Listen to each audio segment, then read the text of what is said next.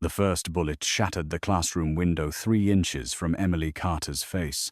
Glass exploded through the darkened schoolroom, scattering across tiny wooden desks still covered in construction paper stars and unfinished arithmetic worksheets. Emily dropped to the floor. A second bullet tore through the chalkboard where she had written Monday's spelling words. Mountain, winter, courage. For one suspended second, she stared at that final word. Then the lights went out. Outside, snow fell over the Swiss Alps in thick, silent sheets, swallowing the narrow road, the church steeple, and the rooftops of the village below.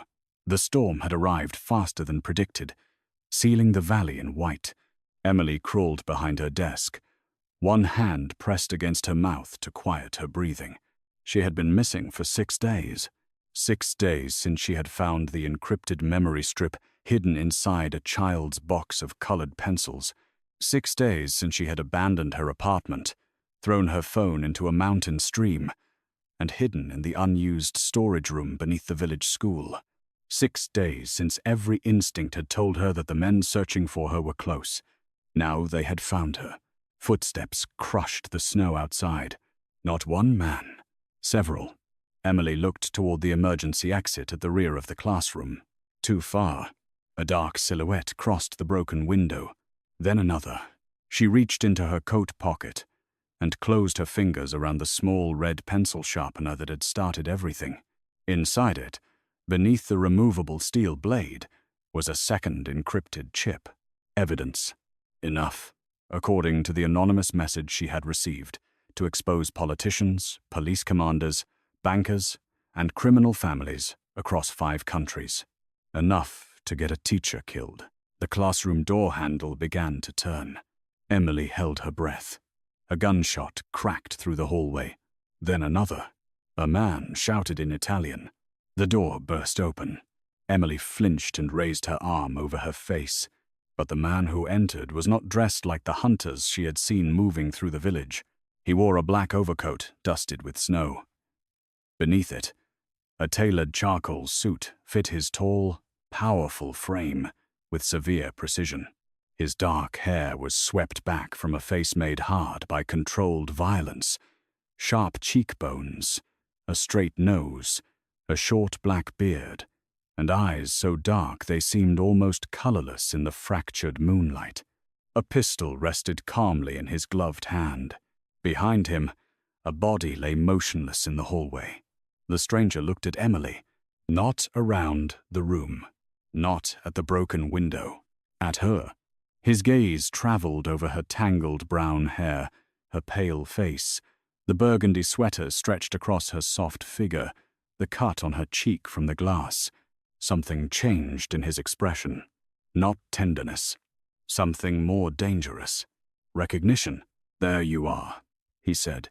His voice was low, Italian, and terrifyingly calm. Emily pushed herself backward against the desk. "Who are you?" The man stepped into the classroom. Luca Valenti. The name struck harder than the bullets. Even Emily, who had spent most of her adult life avoiding newspapers and powerful men, knew that name. Luca Valenti controlled ports, hotels, private security firms, energy companies, and enough politicians to make governments nervous. He was described in the European press as a businessman, a billionaire, a suspected criminal financier, and the most feared mafia boss on the continent. 3 countries had tried to prosecute him. None had succeeded. Witnesses disappeared. Evidence burned. Prosecutors resigned. Emily tightened her grip around the pencil sharpener. "Stay away from me." Luca's gaze dropped briefly to her hand. He knew she was holding something. "I did not cross half of Europe to hurt you. People like you don't cross half of Europe for teachers." "No," he said. "We buy the distance." Another burst of gunfire thundered outside. Luca moved before Emily understood what was happening. He crossed the classroom, caught her around the waist, and pulled her down behind the heavy wooden teacher's desk as bullets ripped through the wall. His body covered hers. Emily felt the hard line of his chest against her back, the force of his arm across her middle, the heat of him surrounding her in the freezing room. She should have felt trapped. Instead, for one frightening heartbeat, she felt protected. Luca fired twice over the desk without releasing her. 2 answering screams came from outside. Then silence.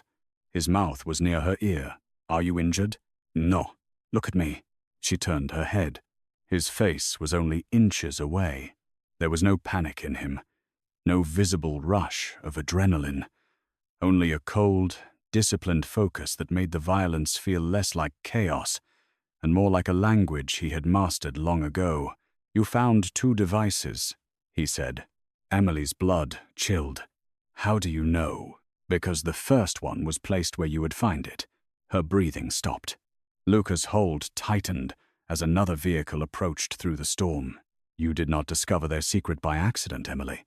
It was the first time he had spoken her name, and somehow that frightened her more than the gunfire. "You were chosen." Before she could demand an explanation, the front of the school erupted in flame. The blast, through the desk, sideways. Luca wrapped both arms around her and took the impact with his back. The ceiling groaned. Smoke poured into the classroom. "Move," he ordered. He pulled Emily upright and led her toward the broken window. 3 black SUVs waited beyond the schoolyard, their headlights cutting through the snow. Armed men in dark winter gear formed a defensive line. Emily recoiled. Luca caught her hand. "They belong to me." "That is not reassuring. It should be tonight." He lifted her through the window and followed.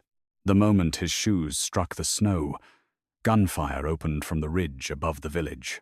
Luca dragged Emily against his chest and turned, shielding her with his body as his men returned fire.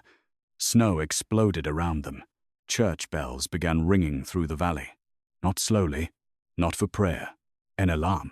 Lights switched on in every house. Windows opened. Men and women Emily had known for years appeared behind shutters carrying rifles. The baker, the pharmacist, the elderly owner of the cable car station. Even quiet Mr. Keller, who repaired children's bicycles during the summer, stood on his balcony with a weapon braced against his shoulder. Emily stared in disbelief. "What is happening?" Luca guided her toward the central SUV. "The village is securing itself." "My village does not have armed security." "It does now." He opened the rear door. Emily refused to enter. "What did you do?" Luca faced her in the storm. Snow clung to his black hair and melted against the severe planes of his face. "I bought it." She thought she had misheard him. "You bought what?" "The village." Behind him, armed defenders moved through streets that had once seemed untouched by the rest of the world. Luca's expression did not change. Every house, every business, every road, the school, the hotel, the cable car station, the surrounding forest, and the mountain access rights. Emily stared at him. "You can't buy an entire village." "I did." "Why?" Another bullet struck the SUV. Luca's hand closed around the back of her neck, firm but not painful, forcing her gaze to remain on his. "Because 6 criminal organizations are hunting you." His face moved closer. "And I intend to make them regret entering my mountain." He put her inside the SUV. Then he turned toward the gunfire and calmly gave the order that transformed the peaceful village of Bellevere into a battlefield. 6 days earlier, Emily's greatest concern had been whether 8-year-old Noah Bauman had eaten lunch. Noah was a shy boy with dark curls, serious gray eyes, and a habit of drawing trains in the margins of every worksheet. His mother worked at the village hotel. His father, according to local gossip, drove delivery trucks between Switzerland and northern Italy. That Monday afternoon, Noah had remained at his desk after the other children ran outside for recess. Emily noticed him trying to force the lid onto an expensive wooden pencil case. "You'll break it," she warned gently. Noah's hands froze. The fear in his eyes was immediate and far too intense. Emily crouched beside him. At 32, she had learned that children often revealed the truth through silence. She did not touch the case. She simply rested her arms on her knees and waited. What's wrong? My father said I can't lose anything. You haven't lost anything. Noah glanced toward the windows. He said bad men will come if I do. A cold unease entered Emily's chest. She kept her voice soft. What does your father ask you to do? Noah swallowed. Take school things to my cousin in Italy. What kind of school things?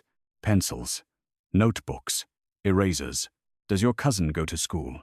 Noah shook his head. Emily opened the pencil case. Everything appeared ordinary colored pencils, a ruler, 2 erasers, and a small metal sharpener. But the sharpener felt heavier than it should. She turned it over. The base had been modified.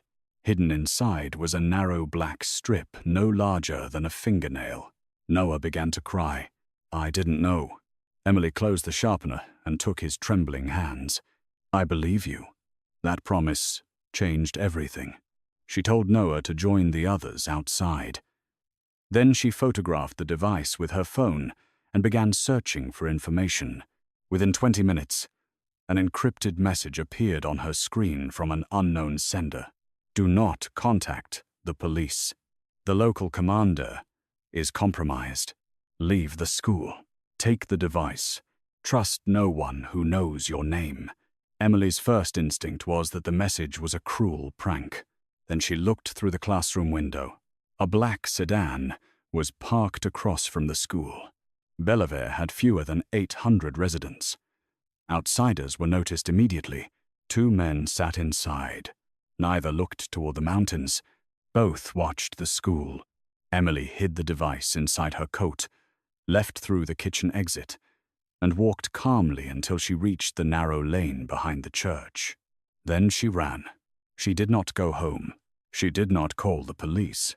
She withdrew cash from a machine beside the cable car station, bought food from a shop on the other side of the valley, and returned to the school after midnight, through an old coal entrance that had been sealed years before. She knew the building better than anyone. The storage basement had no windows, no heating, and only one hidden access panel behind the stage curtains in the assembly hall. It should have been safe, but on the second night, she found a white envelope beneath the basement door. Inside was a photograph of herself standing in front of her class 3 months earlier. On the back were 5 words. Your father died for this. Emily had not seen her father in 17 years. Daniel Carter had been an American intelligence contractor who moved his family constantly and never explained his work. When Emily was 15, he died in what authorities called a car accident outside Milan. Her mother never recovered. Emily spent years resenting him for leaving them with questions. Now someone was telling her his death was connected to a child's pencil sharpener. On the 3rd night, she discovered the second device. It was hidden inside a box of donated school supplies delivered months earlier by the St. Aurelia Children's Foundation, the same foundation that had renovated Bellevue's school library and funded educational programs across Europe. Emily found the red sharpener because it had been placed inside a box labeled with her name. That was when she understood. Someone had used Noah to bring one device into the school. Someone else had planted another device specifically for her. She had been placed in the center of a trap she could not see. By the 6th night, the hunters arrived, and so did Luca Valenti. The SUV raced through the village as armed men sealed the road behind them. Emily sat rigidly in the rear seat.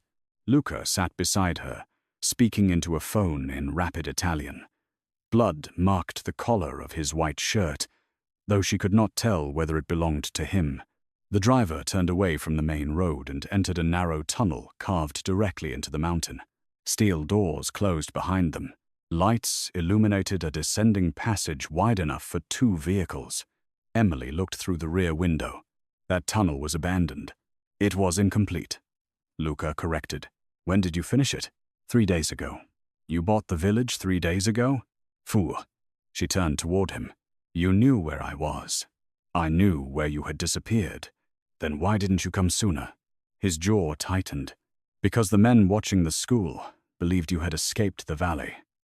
As long as they believed that, you were safer underground. You left me alone as bait. The temperature inside the SUV seemed to drop. Luca ended his call. I placed cameras around the school, blocked thermal scans, redirected police searches, and replaced the food in the basement after you slept. Emily stared at him. She remembered waking on the fourth morning to find fresh bottled water beside the old sink. She had convinced herself she had overlooked it. You were inside the school? Yes. You watched me? Yes. Anger cut through her fear. You had no right. No. The blunt admission unsettled her. Then why? His eyes held hers. Because every person who approached you could have been sent to kill you. You included? Pause. Yes. The SUV descended deeper into the mountain. For the first time, uncertainty flickered across Luca's face. Not about his power, about himself. Then the vehicle entered an enormous underground chamber. What had once been an unfinished avalanche shelter had become a hidden command center. Digital maps covered one wall. Security feeds displayed every street, roof, trail, and forest entrance around Bellevere. Armed personnel moved between equipment stations. Medical supplies, food, weapons, and generators filled separate bays. Emily stared at hundreds of camera feeds, showing the village where she had once believed nothing dangerous could reach her. Luca had not simply purchased Bellevere. He had rebuilt it for war. A woman in a grey suit approached. She was in her 40s, with silver blonde hair and the composed expression of someone accustomed to violence. Perimeter teams are in position, she told Luca. 3 attackers dead. 2 escaped toward the eastern ridge. Seal the pass. The storm will do most of it. I want confirmation. The woman nodded, then looked at Emily, Dr. Sophia Marin. I need to examine your face. I'm fine. You are bleeding. Emily touched her cheek. Only then did she feel the warm line of blood beneath her eye. Sophia led her toward a medical room. Emily resisted. No. First, I want answers. Luca removed his gloves, one finger at a time. His hands were strong, scarred across the knuckles. After the doctor treats you, you don't control me. Every nearby conversation stopped. Men who had faced gunfire without flinching now looked carefully away. Luca studied Emily. She knew she should be intimidated. He could order armies into motion. He had bought a village as though purchasing a coat. But 6 days of terror had burned through her instinct to appease dangerous people. No locked rooms, she continued. No drugs. No taking that device from me. And no more watching me without my knowledge. Luca stepped closer. The command center seemed to narrow around his body. You are standing inside a fortified shelter while assassins search the mountain. Your safety requires restrictions. My safety does not make me your prisoner. His eyes darkened. No, he said quietly. It makes you my responsibility. I never asked to be. You were given to me. The words struck her like ice water. By whom?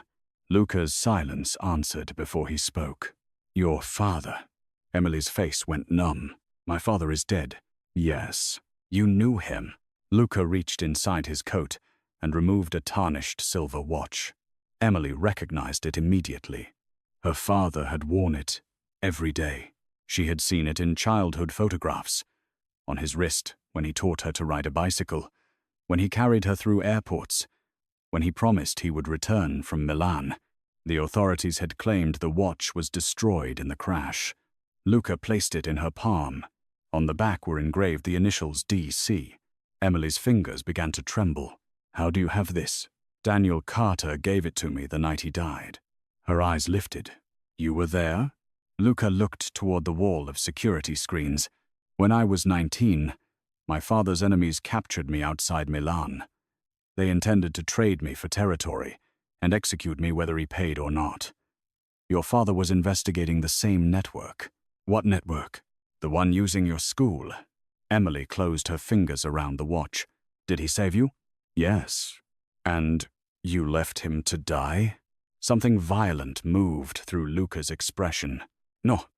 The single word was quiet enough to frighten everyone in the room. I carried him out of the vehicle after the explosion. I tried to stop the bleeding. He knew he would not survive. Emily struggled to breathe. Luca continued. He gave me that watch. Then he made me promise that if the network ever found you, I would keep you alive. Why would they come after me 17 years later? Because he stole something from them.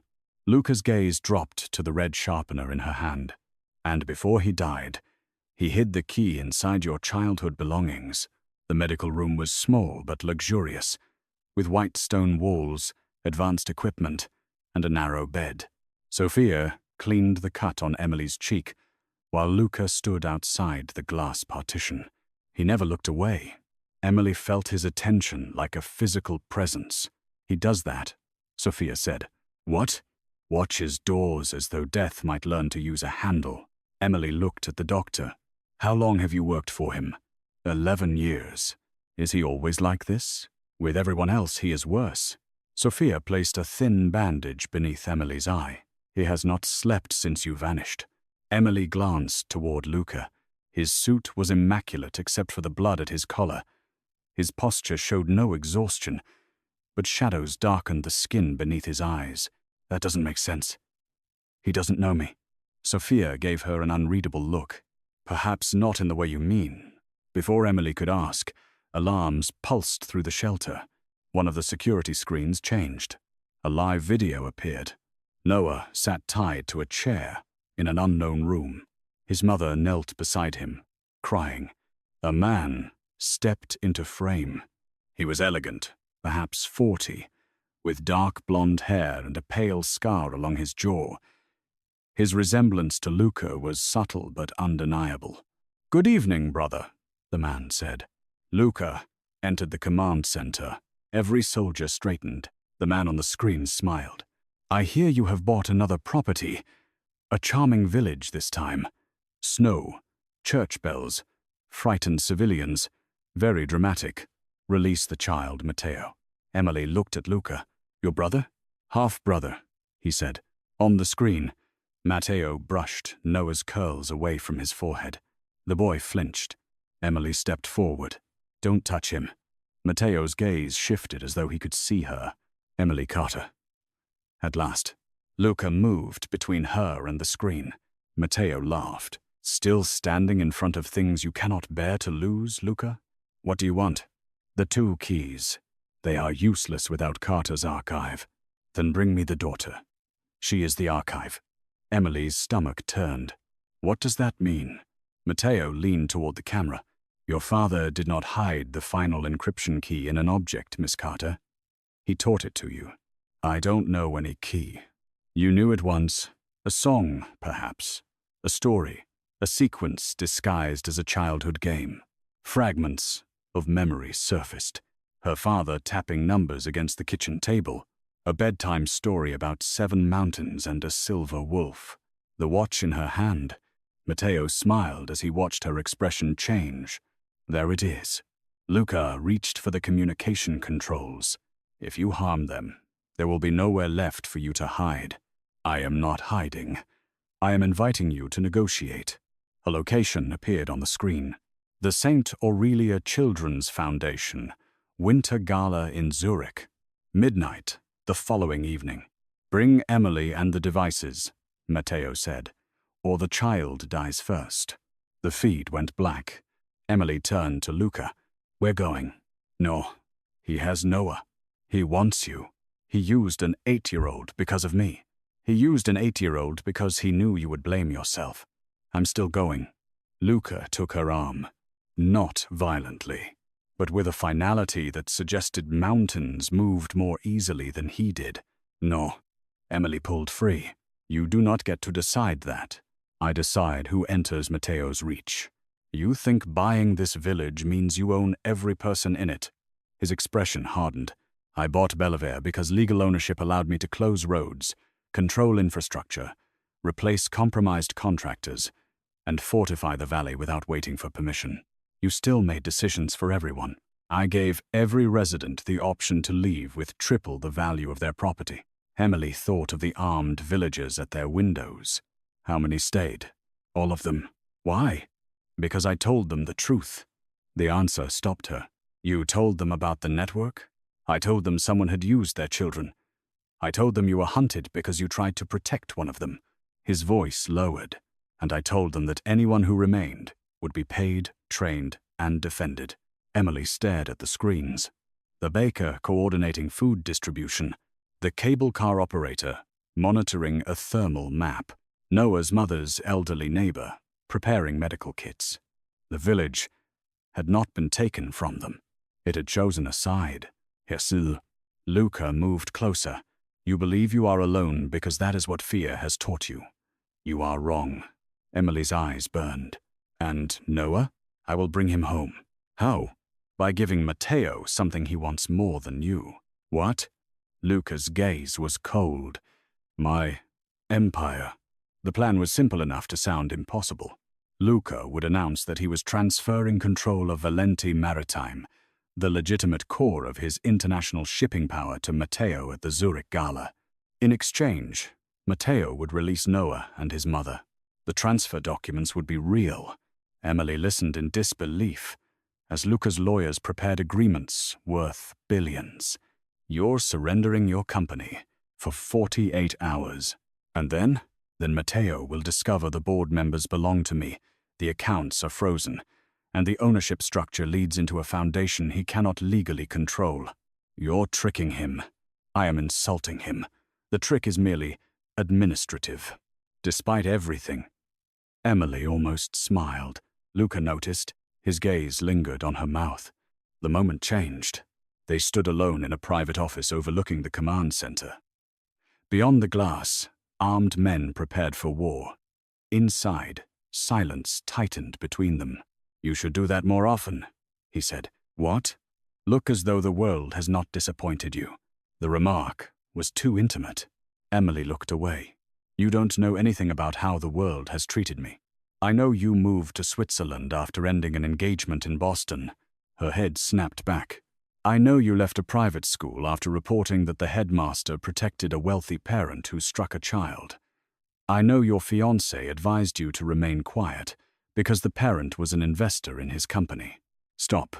I know you testified anyway. I said stop.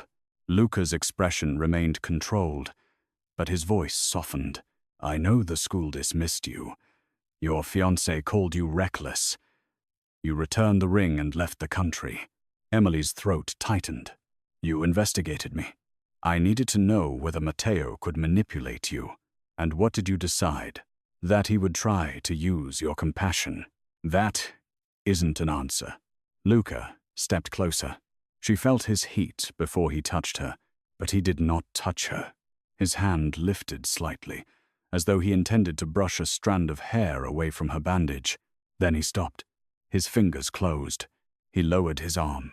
I decided, he said, that you were exactly the kind of woman your father died believing you would become. The words entered the deepest wound she carried. Emily turned away before he could see what they did to her. But Luca saw everything. He always did. That night, she was given a bedroom inside a chalet on the highest edge of the village. Luca claimed the location was easier to defend. Emily suspected it was also his house. The chalet was built from dark timber and stone, with enormous windows overlooking snow-covered peaks. Firelight moved across leather furniture, antique maps and shelves filled with books in several languages. There were no family photographs, no personal objects. Only one framed picture stood on the desk in the library. Emily found it after midnight. The photograph showed a younger Luca beside her father. Luca could not have been more than 19. His face was bruised. One arm hung in a sling. Daniel Carter stood beside him, tired but smiling. On the back, her father had written, "He still believes power means never needing anyone. Prove him wrong." Emily heard Luca enter behind her. She did not turn. How long have you had this? 17 years. Did he write it before he died? Yes. And you kept it? Yes. She faced him. Luca had removed his suit jacket. The sleeves of his white shirt were rolled to his forearms. Without the armor of his coat, he looked younger, though no less dangerous. "Why didn't you contact me?" "Because the network believed your father died before revealing where he hid the encryption key. Contacting you would have drawn attention. So you watched from a distance, when necessary. For 17 years? Not constantly. Only when necessary?" His silence gave him away. Emily felt a strange pressure beneath her ribs. "How much do you know about me?" Luca's eyes moved over her face. Too much. The honesty was more unsettling than denial. "Did you know I came to Bellevere?" "Yes." "Did you arrange the teaching position?" "No." "The apartment?" "No." "The anonymous donation that saved the school library 2 years ago?" A pause. Emily's mouth fell open. "That was you. The roof was collapsing. You donated through St. Aurelia. I used one of their legitimate regional accounts before I knew Matteo controlled the foundation. So the money that brought those boxes into my school came from you." "Yes." The realization struck them both. His attempt to help her had opened the door that placed her in danger. Luca looked away first. "I brought the network to you. You didn't know. I should have. You cannot control every consequence." His jaw tightened. "Control is how people remain alive." "No. Sometimes control is how people avoid living." The fire snapped behind them. Luca looked at her as though no one had spoken to him that way in years. Perhaps no one had survived trying. Emily placed the photograph back on the desk. "My father thought you needed someone. He was wrong. Then why did you buy a village for a woman you barely know?" His gaze sharpened. "To fulfill a debt. Billions of dollars, an army, and a war with your brother are more than repayment. I do not measure debts in money. What do you measure them in? Blood." The answer should have ended the conversation. Instead, Emily stepped closer. "And how much blood will you spill for me?" Luca's face became frighteningly still. "All of it." The words were not romantic. They were a warning. Before Emily could respond, the chalet lights flickered. A red security beam crossed the far wall. Luca moved instantly. He caught Emily around the waist and pulled her behind a stone column as the window shattered. A sniper's bullet tore through the photograph on the desk. Her father's image disappeared in a burst of glass. Luca fired toward the ridge. Emily pressed against him, heart pounding. His body caged hers between the column and his chest. One hand held the gun. The other remained locked around her hip. She could feel every controlled breath he took. Men shouted outside. Snowmobiles roared to life. A second bullet struck the stone. Luca looked down at Emily. "Stay here." "No." His eyes narrowed. "The safe room is beneath the stairs. You're bleeding." A thin red line spread across his upper arm. "It is nothing. You were hit, grazed." He began to move. Emily grabbed his shirt. Luca froze. Her fist was pressed against his chest. His heartbeat steady beneath her knuckles. "Do not go outside alone." Something flickered in his eyes. Not surprised that she was afraid. Surprised that she was afraid for him. "My men need." "Your men have weapons. They also have you giving orders from inside." The corner of his mouth almost moved. "Are you attempting to command me?" "Yes." "No one commands me." "Then consider it a professional recommendation from a teacher." Another shot cracked against the roof. Luca looked at her hand, gripping his shirt. Slowly, he covered it with his own. For one breath, their bodies remained close. His thumb moved once across her knuckles. Then, an explosion shook the rear of the chalet.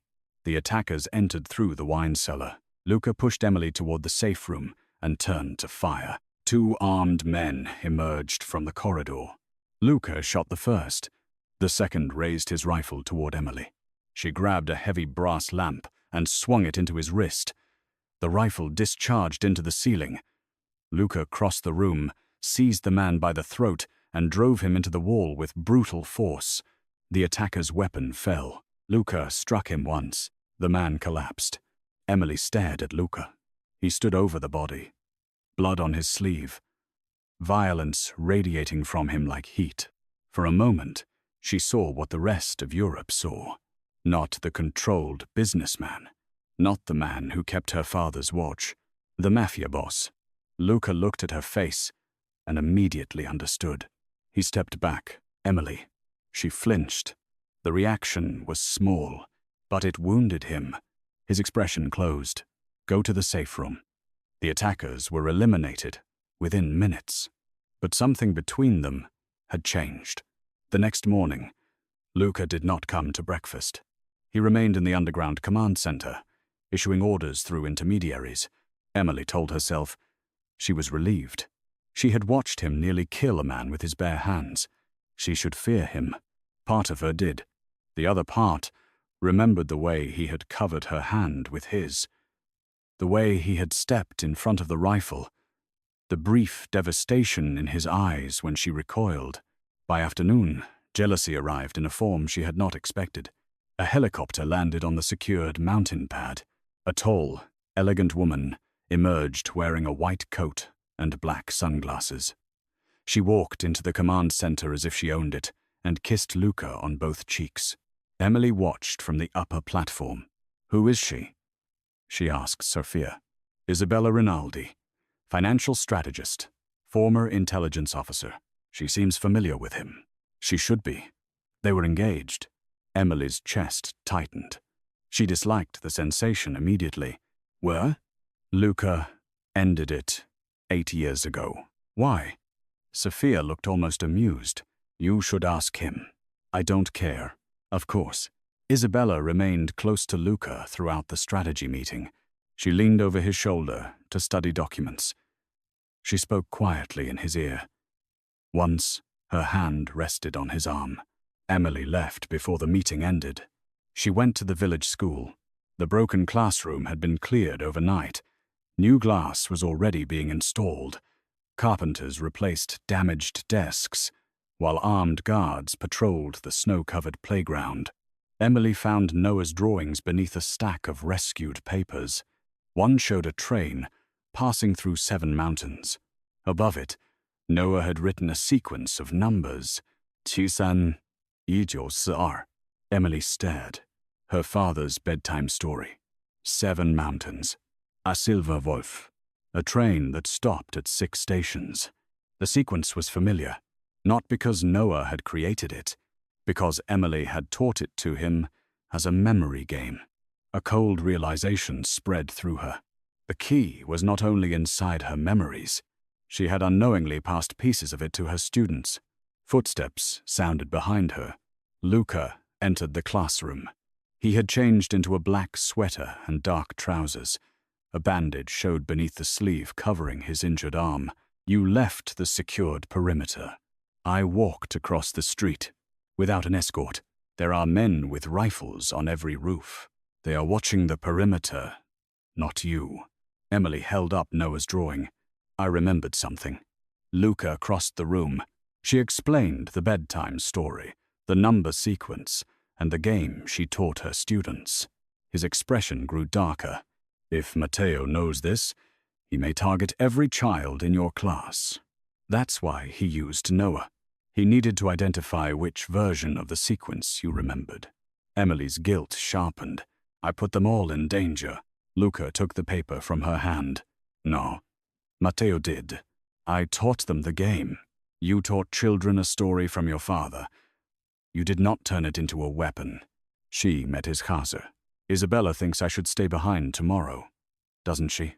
His eyes narrowed slightly. You were listening. She wasn't whispering. She believes your presence creates unnecessary risk. And what do you believe? That your presence creates catastrophic risk. The answer hurt more than it should have. Emily looked away. Luca continued. To everyone except the hostages. She turned back. I am going. Yes. She searched his face. You changed your mind? No. I accepted that restraining you would cause you to escape and create a worse tactical situation. Very flattering. It was not intended to flatter you. Is that how you spoke to Isabella when you were engaged? The question escaped before Emily could stop it. Silence followed. Luca's gaze became intent. Are you jealous? No. Emily, she touched you a lot. His expression did not soften, but something warm and dangerous entered his eyes. Isabella touches everyone when she wants them to underestimate her. I don't care who she touches. You care who touches me. Emily folded her arms. You are insufferable, and you are jealous. You bought my village, put cameras around my school, and installed soldiers in the bakery. You do not get to accuse other people of unhealthy emotional responses. For the first time, Luca smiled. It was brief, barely there, but it transformed his face. Emily forgot her next argument. Luca stepped closer. The classroom seemed suddenly too quiet. You should not look at me like that, he said. How am I looking at you? As though you have forgotten what I am. I haven't. His eyes dropped to her mouth. Good. He lifted his hand. Again, he almost touched her. Again, he stopped. Emily's pulse raced. Why do you always do that? Do what? Reach for me and change your mind. Luca's jaw flexed. Because touching you would be a mistake. Protecting me isn't?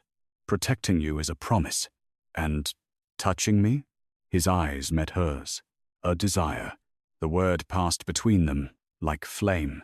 Emily could hear workers in the corridor, boots crossing the floor above, wind pressing against the new windows.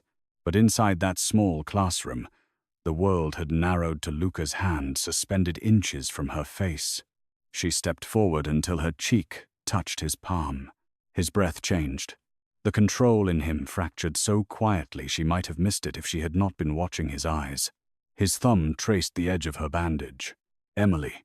Her name sounded like a warning and a confession. Then church bells began ringing. 3 times. A security signal. Luca pulled his hand away. A guard appeared at the door. We found the sniper. The captured sniper was a Bellevue resident, Mr. Bauman, Noah's father. Emily stared through the interrogation room glass as the man sat handcuffed to a chair. He looked exhausted, frightened, and ashamed. He fired into the chalet? She asked. Luca stood beside her. No. He guided the attackers through the old cellar route. Why? Matteo, threatened Noah. Emily closed her eyes. Luca entered the room alone. Mr. Bauman began pleading before the door shut. They took my wife and my boy. They said I had to help them. I never wanted Emily hurt. You used your son as a courier before they were taken, Luca said. I had debts. You gave criminals access to a child. I didn't know what was inside the supplies. You knew enough to frighten him into silence. Bauman lowered his head. Luca placed both hands on the table. Emily saw the darkness return to his face. What would you do if someone used your son that way? Bauman began to cry. Luca reached inside his coat. Emily entered the room. Luca. He looked at her.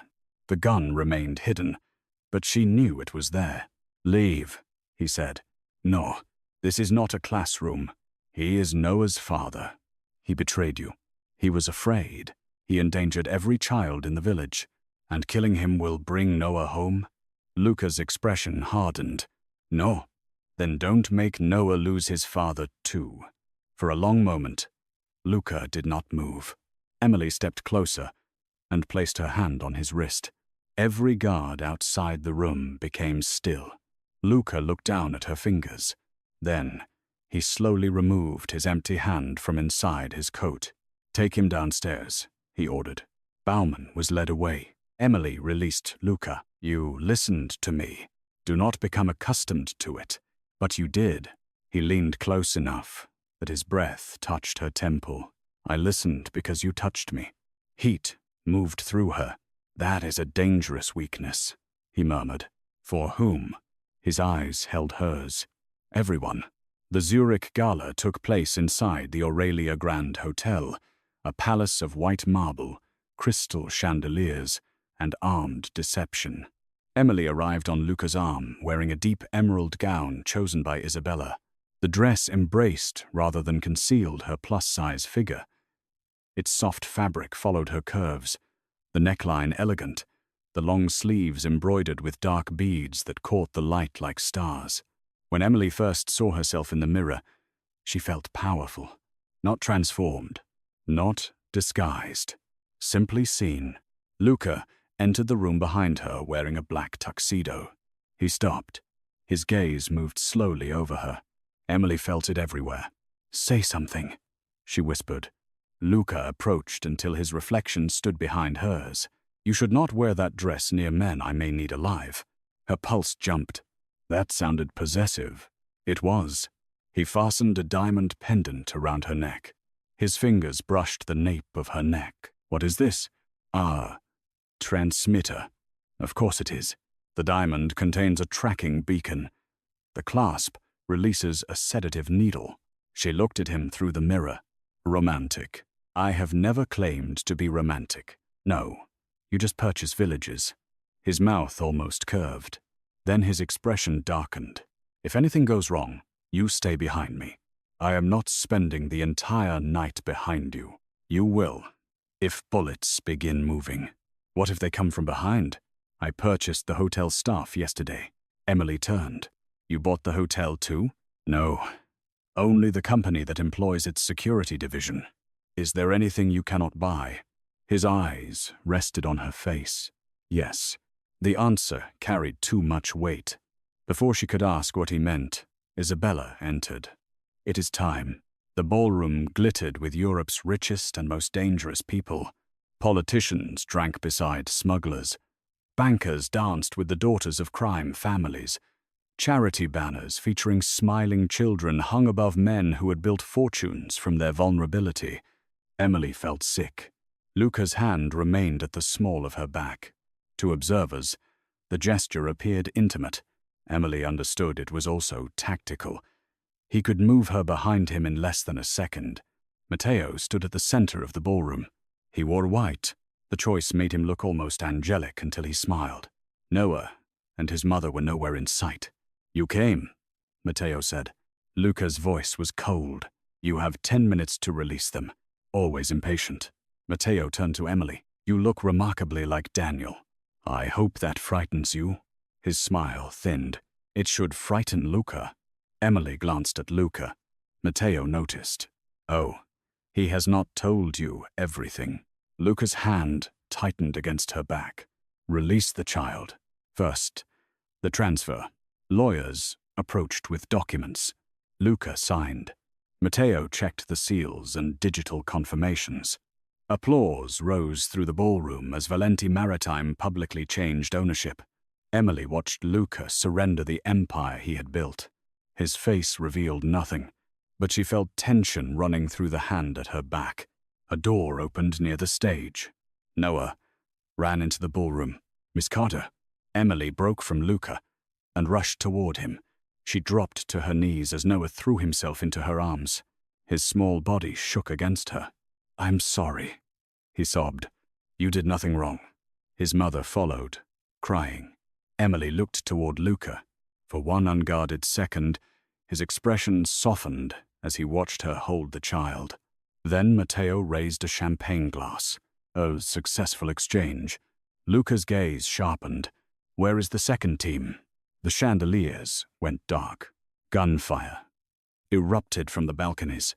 Luca crossed the ballroom in 3 strides and threw himself over Emily and Noah. Guests screamed. Tables overturned. Black-clad Valenti soldiers emerged from behind curtains and service doors.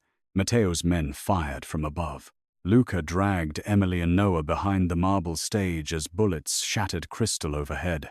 "Take him," Luca ordered, handing Noah to his mother and 2 guards. Emily grabbed Luca's sleeve. "You're coming. I have to reach Matteo. He wants you separated. He wants me dead. So do not make it easy." Luca looked at her. Even amid gunfire, something fierce passed between them. "Stay with Isabella." "No, Emily. No more leaving me behind." The words affected him more than they should have. He caught the back of her neck and pulled her close. Their foreheads nearly touched. "If I lose sight of you, you won't. You cannot promise that. Neither can you." An explosion tore open the rear doors. Smoke flooded the ballroom. Luca's face changed. Fear, not for himself, for her. He kissed her. It was not gentle. It was the collision of restraint and terror, his mouth claiming hers with the desperation of a man who had denied himself too long. Emily gripped his coat. For one breath, the gunfire disappeared.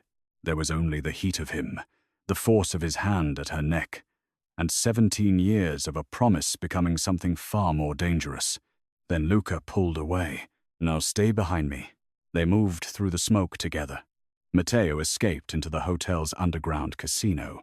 Luca and Emily followed through a corridor lined with gold mirrors. Their reflections multiplied around them. Teacher, Mafia Boss, emerald silk, black tuxedo, blood, smoke, and weapons. At the casino entrance, Isabella appeared with a gun.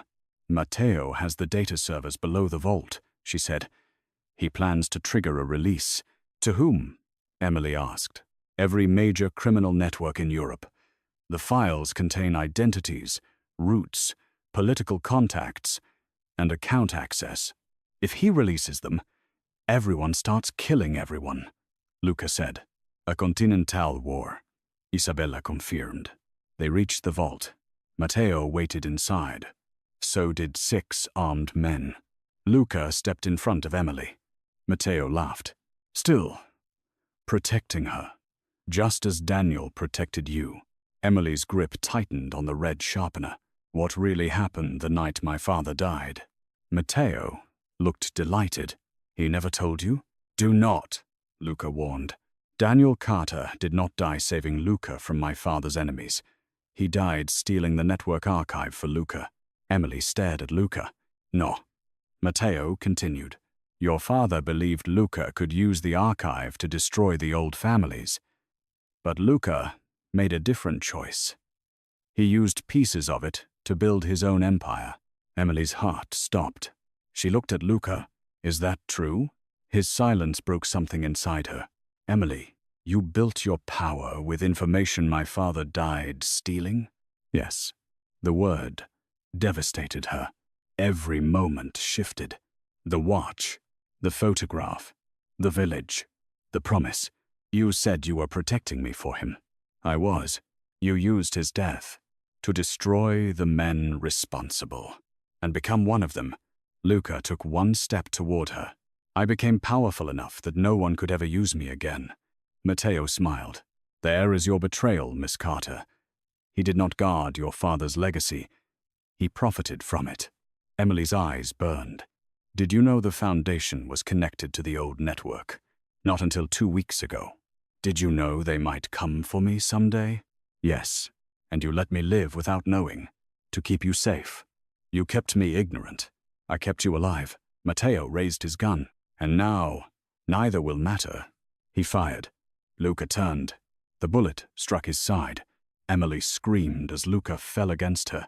The vault erupted in gunfire. Isabella shot one guard. Luca fired from the floor. Emily dragged him behind a steel cabinet as bullets tore into the walls.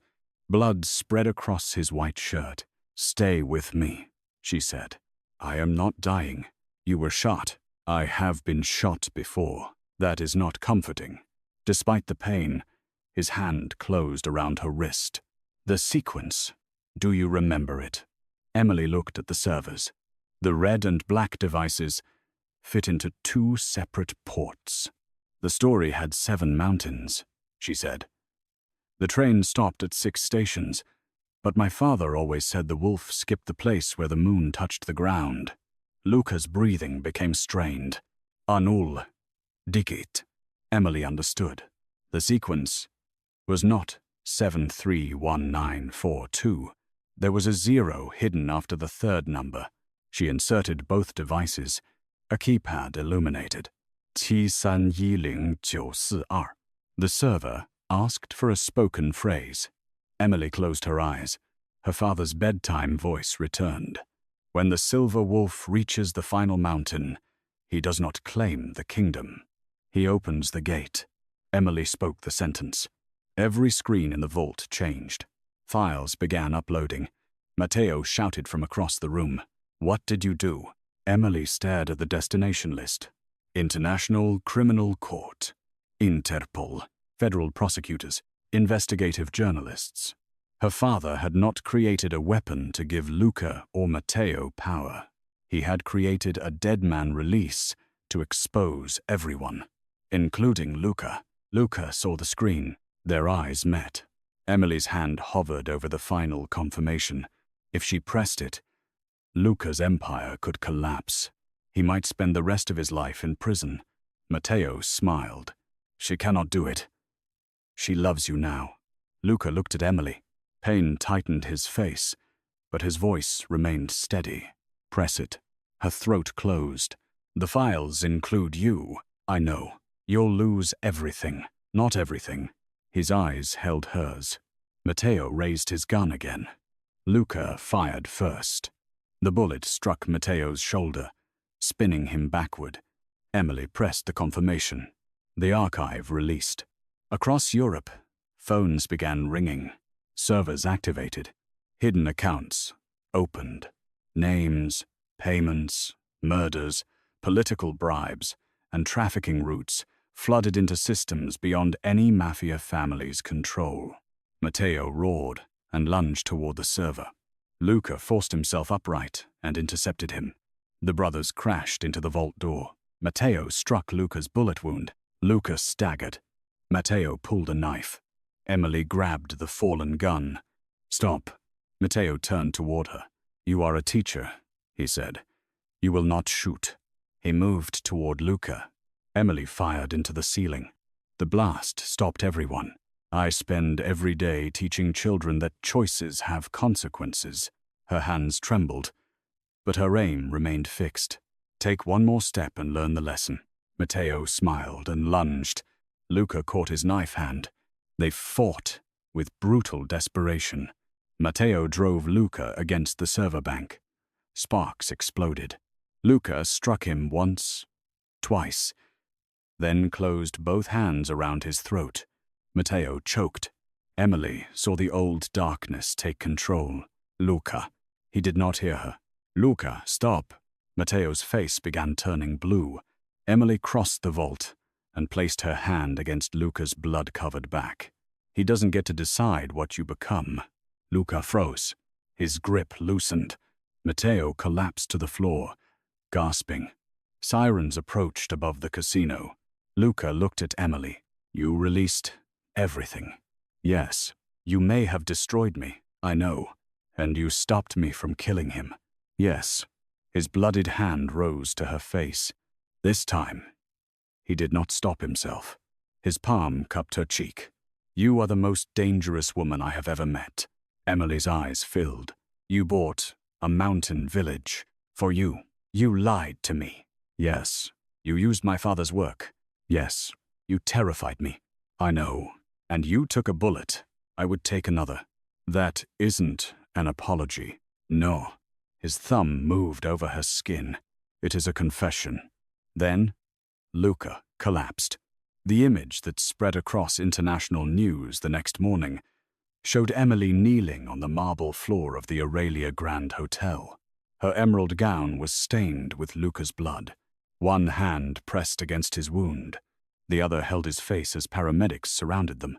Headlines declared the fall of Europe's largest criminal intelligence network. Matteo Orsini was arrested. Politicians resigned. Police officials disappeared. Centaurelia offices were raided across 7 countries.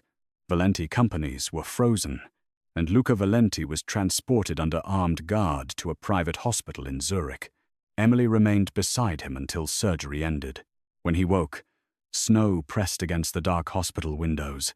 His wrists were handcuffed to the bed. 2 federal officers stood outside the room. Emily sat in the chair beside him. Luca opened his eyes slowly. You stayed. I was waiting to yell at you. His mouth moved faintly. Good. She leaned forward. The prosecutors offered a deal. I know. If you surrender the remaining accounts and testify against the families in the archive, they will separate your legitimate companies from the criminal operations. And the prison term reduced. How reduced? They won't tell me. Luca looked toward the window. You should return to Bellavia.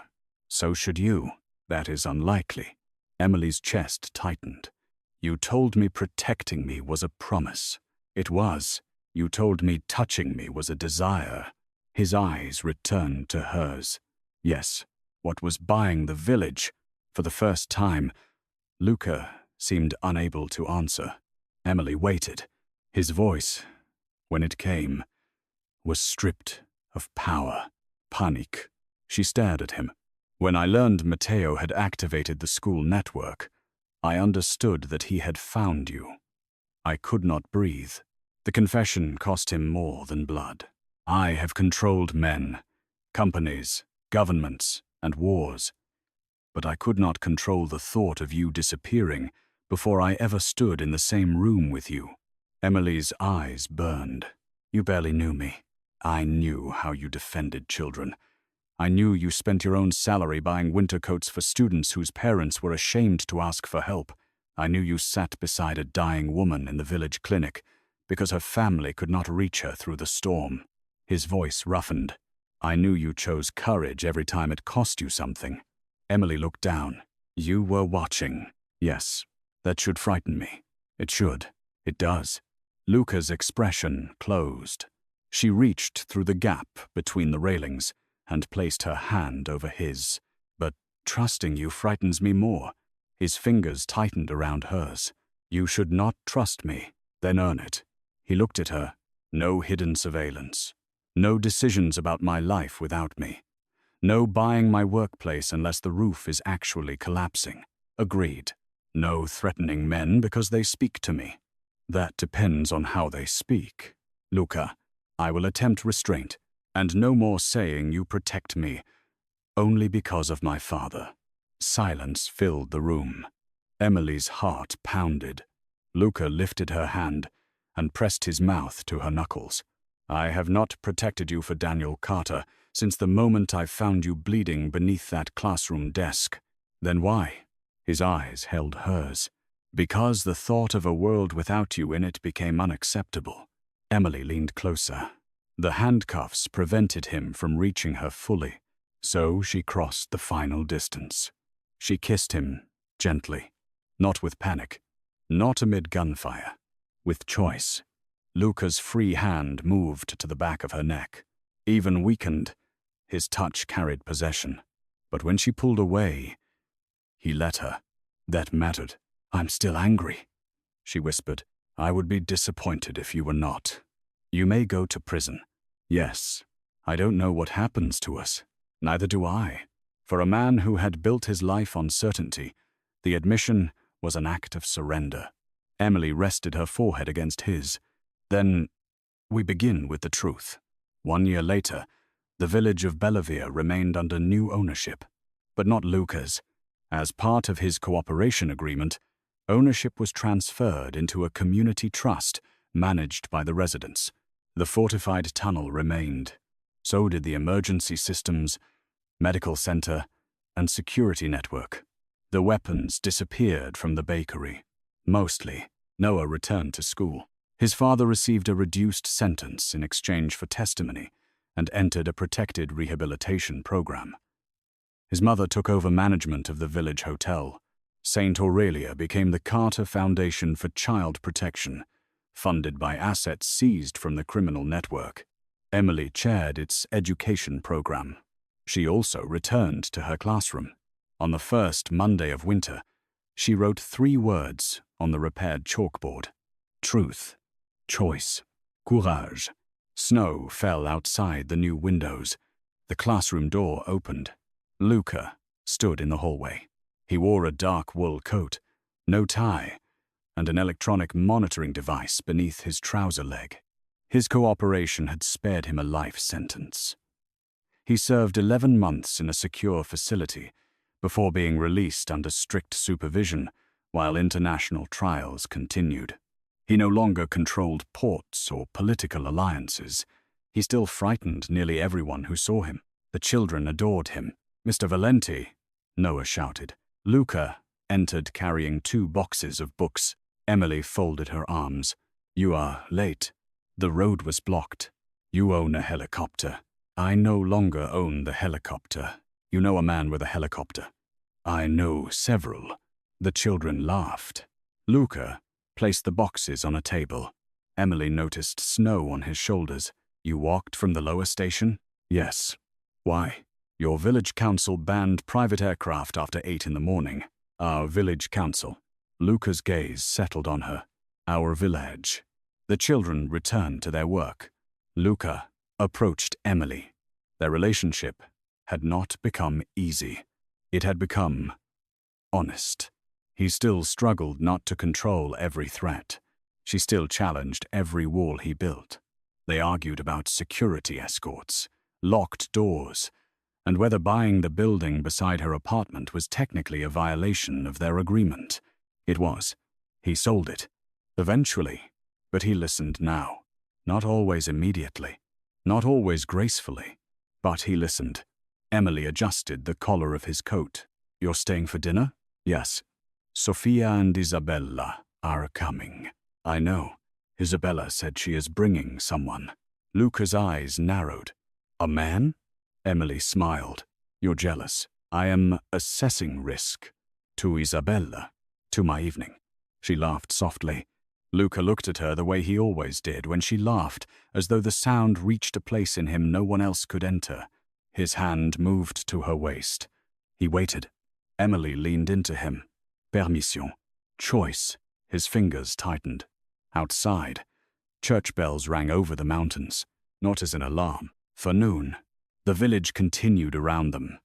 Children running through corridors, snowplows clearing the road, shopkeepers opening doors, ordinary life returning to a place that had once become a fortress. That evening, a storm rolled across the Alps. Wind shook the chalet windows. Firelight filled the room where Emily had first found her father's photograph. The picture had been restored. It stood on the desk beside Daniel Carter's silver watch. Luca found Emily looking at it. He believed you could change, she said. He believed many foolish things. He was right. Not entirely. Emily turned. Luca had removed his coat. The powerful lines of his body were softened by firelight, but the scars remained along his knuckles, his shoulder, his side. Evidence of the man he had been, and the price of becoming someone else. She stepped toward him. What part was he wrong about? He thought someone would prove I needed people. Luca slipped one arm around her waist. I needed only one. Emily looked up at him. That sounds dangerously close to obsession. It is obsession. You're supposed to deny it. I spent 17 years denying it before I understood its name. His fingers moved along her back. I will not waste another. Thunder rolled through the valley. The lights flickered. Once, darkness had meant hunters, bullets, and fear. Now, Luca lit a candle. Emily watched the flame illuminate his face. What happens when the trials end? She asked. We stay. Here? If you want. And if I decide to leave? His expression tightened instinctively. Emily waited. The old Luca would have purchased every road leading away from Bellevere. The man standing before her forced his hand to relax. Then I go with you, he said. She smiled. That was not one of the options. It is the only one I accept. Still impossible. Still possessive. Still Luca. Emily placed both hands against his chest. You can ask. His dark eyes searched hers. Power had always come easily to him. This did not. Stay with me, he said. Not an order. A request. Emily rose onto her toes and kissed him. Yes. The storm deepened beyond the windows. Luca lifted her into his arms. Emily laughed against his mouth as he carried her toward the staircase. You know I can walk. I know. Then why are you carrying me? His eyes burned into hers. Because the first night I found you, I carried you through gunfire while an entire mountain tried to keep you alive. His grip tightened, protective and possessive. Tonight, the mountain is quiet. He kissed her again, and I finally have the right to hold you without pretending it is only protection. Above the fireplace hung an old map of Bellevere. Every road, every home, every forest path. Once, Luca Valenti had purchased all of it because fear had convinced him that ownership was the only way to prevent loss. But the village had taught him what Emily had understood all along. People could not be owned. Safety could not be forced. Love could not survive without choice.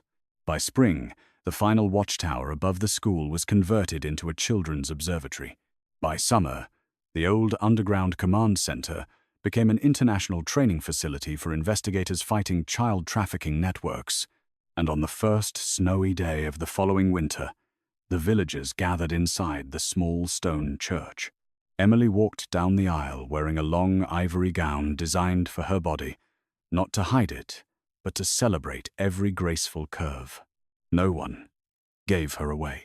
She had never belonged to anyone. She walked by choice. Luca waited at the altar in a black suit. The most feared man in Europe stood beneath candlelight with no weapon, no army, and no empire left to hide behind. Only devotion. When Emily reached him, his composure nearly failed.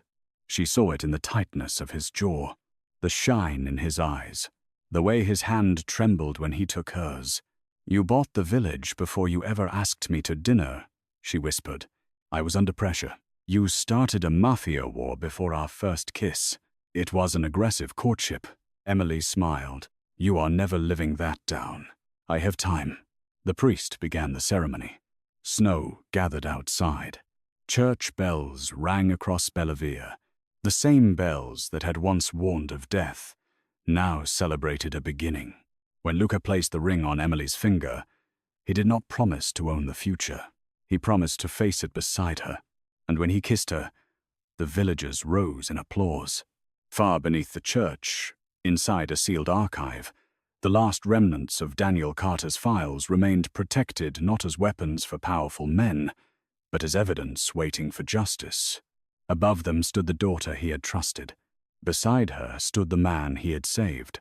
And surrounding them was the village that had chosen not to run when darkness came to the mountain. Years later, visitors would ask why Bellevere had more security cameras than a national bank, why the baker could identify 6 types of military ammunition, and why no property in the village could ever be sold to an outside corporation. The residents rarely told the complete story. They simply said that once, during the worst blizzard in a generation, dangerous men came searching for a missing teacher, and another dangerous man arrived first. He bought every road beneath their feet. He placed guards behind every window. He turned their mountain into a fortress. But in the end, the plus-size teacher he had sworn to protect did something no enemy, prosecutor, or rival mafia family had ever managed. She made Luca Valenti surrender. Not his power, not his name, his fear. And for the first time in his life, the most feared mafia boss in Europe finally belonged somewhere. Not because he had purchased it, conquered it, or forced it to submit, but because Emily Carter had opened the gate and chosen to let him in.